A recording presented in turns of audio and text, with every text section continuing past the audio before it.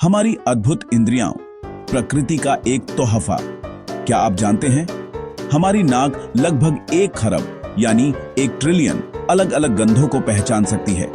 यह हमारे सबसे संवेदनशील अंगों में से एक है। नाक सिर्फ सांस लेने के लिए नहीं, यह हमें खुशबू और बदबू पहचानना भी सिखाती है। ये उदाहरण हमारे अद्भुत शरीर की झलक है। हमारी इंद्रियां हमें दुनिया समझने में मदद करती हैं। आंख, कान, नाक, गला।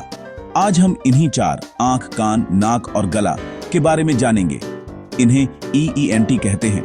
ये एक टीम की तरह पास पास जुड़कर काम करते हैं। आंखें रंग दिखाती हैं, कान आवाजें सुनाते हैं, नाक महकें पहचानती है और गला बोलना, गाना, सूंघना, निगलना जोड़ता है।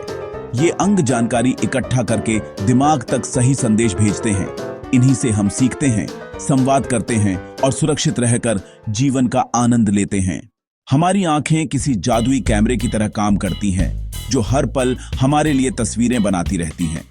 जब आप किसी चीज को देखते हैं, उससे आने वाली रोशनी पुतली से अंदर जाती है। पुतली के चारों अराउंड रंगीन हिस्सा आइरिस पुतली का आकार नियंत्रित करता है। तेज धूप में पुतली छोटी, अंधेरे में बड़ी हो जाती है। अंदर एक लेंस रोशनी को फोकस करता है, बिल्कुल कैमरे जैसा। लेंस तस्वीर को आंख के पिछले हिस्से रेटिना पर डालता है। मजेदार बात, रेटिना पर तस्वीर उल्टी बनती है। लेंस अपनी मोटाई बदलकर दूर पास पर फोकस कर सकता है। रेटिना की लाखों कोशिकाएं रोशनी को इलेक्ट्रिकल सिग्नल में बदलती हैं। ये संकेत ऑप्टिक नर्व से दिमाग तक जाते हैं।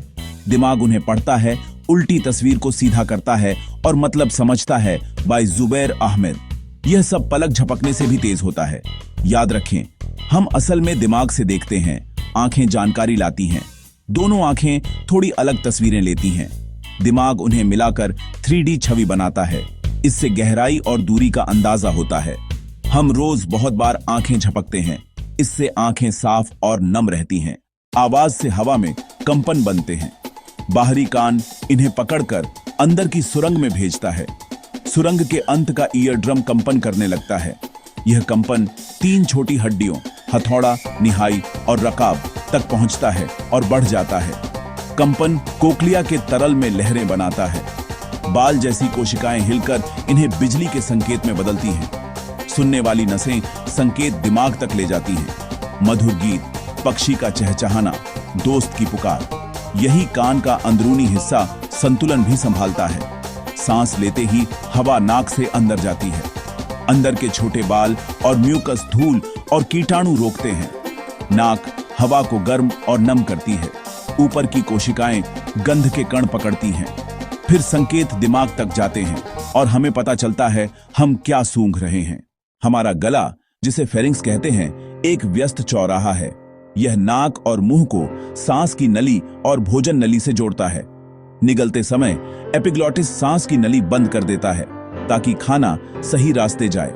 इसीलिए हम एक साथ सांस और निगल नहीं सकते। गले में वॉइस बॉक्स या लैरिंक्स होता है।